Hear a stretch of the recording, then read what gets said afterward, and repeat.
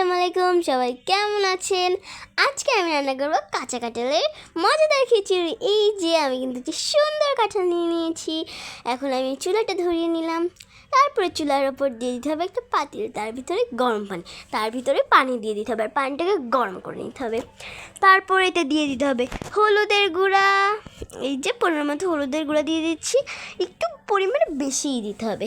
তারপরে দিয়ে দিতে হবে একটু লবণ। তারপরে দিয়ে দিতে হবে কাঁঠালগুলো কিন্তু খুব ভালো করে কেটে নিতে হবে। আমার আম্মু কেটে দিয়েছে, নয়তো আমার হাতে কাশ লেগে যেত আর ছুটাতেই পারতাম না। কিন্তু যদি সরিষার তেল দিয়ে করা হয় তাহলে আর কষ্ট লাগে না। এই যে দিয়ে দিচ্ছি, আর পানিটা যখন বলক আসবে তখন কাঁঠালটা দিবেন, তাহলে কাঁঠালটা আর কালো হতে পারবে না, কালো হবে না। এই যে নিচে নেড়ে নিলাম। এই যে এখন চুলায় দিয়ে দিলাম তেল। আমি কিন্তু কাঁঠালটা ছেঁকে নিয়েছি পানি। তেল দিয়ে দিলাম।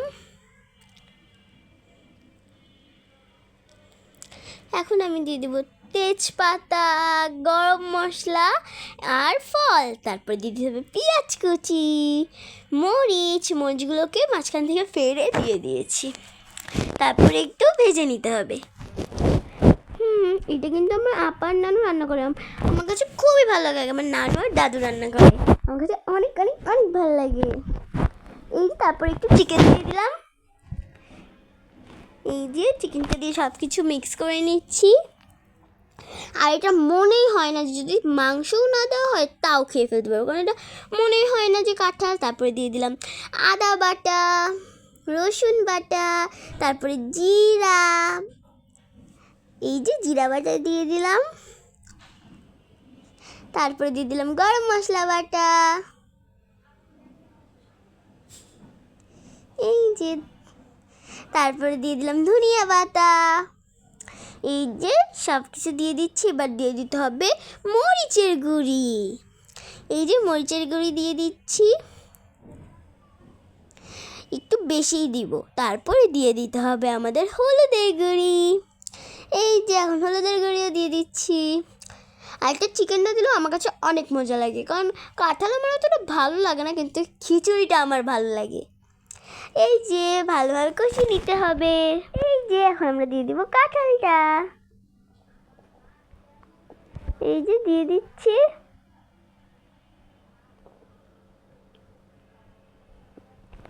কাঁঠালটা দিয়ে আস্তে আস্তে নেড়ে নিতে হবে। তারপর একটা বড় হাঁড়ি দিয়ে দিতে হবে, তার ভিতর দিয়ে দিতে হবে একটু বেশি করে তেল, তারপরে পেঁয়াজ কুচি, তারপরে কাঁচামরিচগুলো। এই যে দিয়ে দিলাম। তারপরে এগুলোকে ভেজে নিতে হবে। হালকা ভাজা ভাজা হয়ে গেলে দিয়ে দিতে হবে চাল। আপনারা পোলাও চালও দিতে পারেন, কিন্তু ভাতের চাল দিলেও মজা লাগে। আপনারা যদি চান পোলাও চাল তাহলে দিতে পারেন, দুইটাতেই ইয়াম্মি লাগে। এই যে দিয়ে দিলাম। তারপর দিতে হবে গরম পানি। দিয়ে দিচ্ছি গরম পানি। এই যে দিয়ে দিলাম, একটু নেড়ে নিচ্ছি। তারপরে দিয়ে দিলাম ওই কাঁঠাল, তারপর চিকেন যে কষানো ছিল ওইটা, এটার ভিতরে দিয়ে দিচ্ছি পুরোটুকু। তারপরে দিয়ে দিব মুগের ডাল, তারপরে দিয়ে দিব কালার ডাল, তারপরে বুটের ডাল, তারপরে দিয়ে দিতে হবে মসুরের ডাল।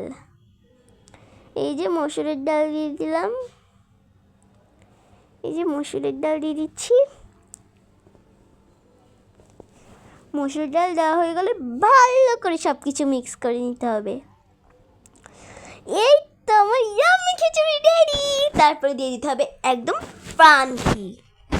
এটা খেতে এত ইয়াম্মি হয়েছিল, আমার তো এখনই জিভে পানি চলে আসছে। ইয়াম্মি